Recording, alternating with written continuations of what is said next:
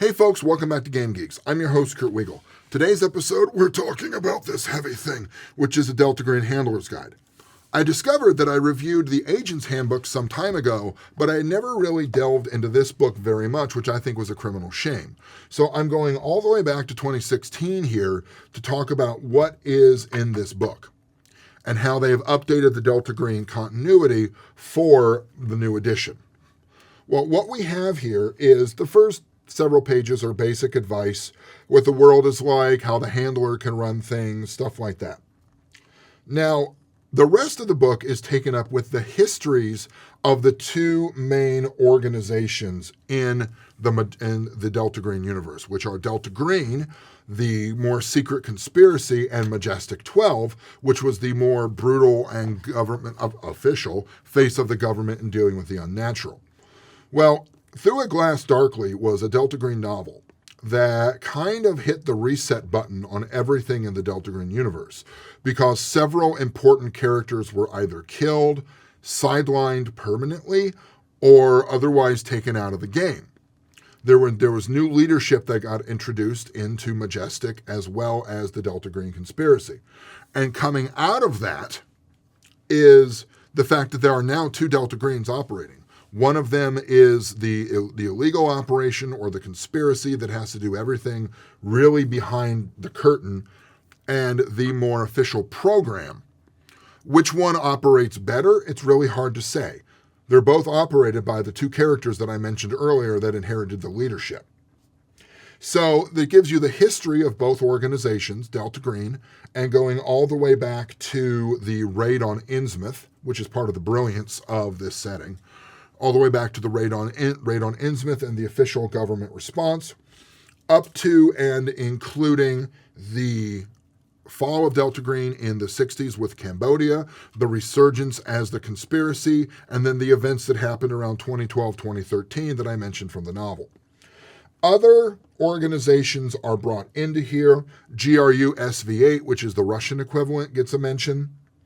The Karatakia, which were, I don't know how to say that because it's not a particularly German word, were destroyed in the setting here, which I spoke to one of the game designers and said, in the past several years, neo-Nazi groups have come out of the woodwork, so I'm kind of regretting the fact that I blew up the Karatakia in there. But, live and learn.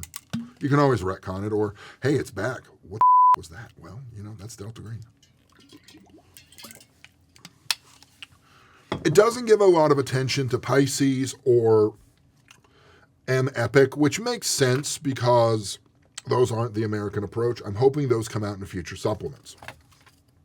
Then it gives you the Delta Green approach to the unnatural, which is less the normal Cthulhu bestiary and more of the philosophical approach of what do these things have, what do these things do, how do they work against you.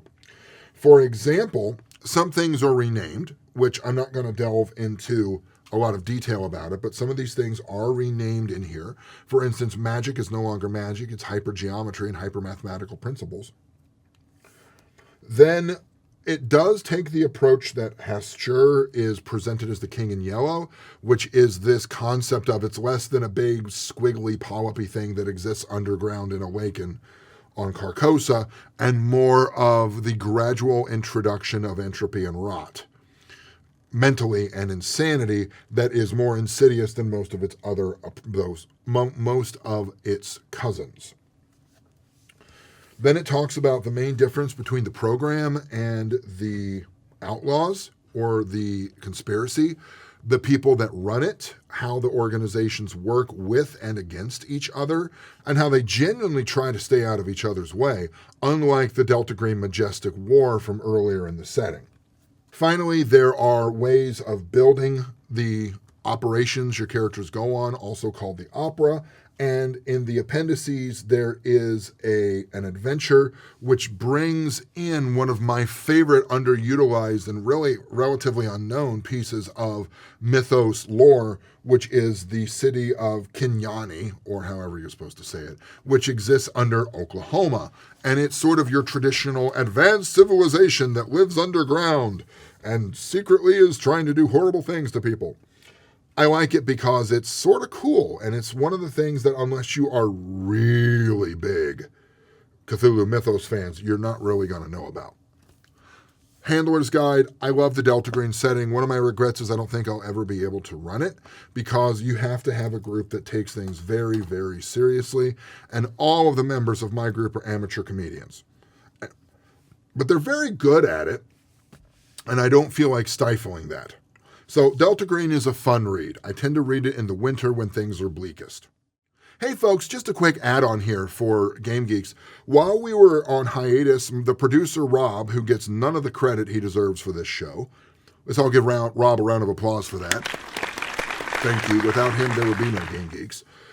The producer Rob started another show with one of his sons called Board Game Archaeology, which is going back through old board games and kind of reviewing them, talking about what's in them now and how they work, and how they fare with more modern design approaches.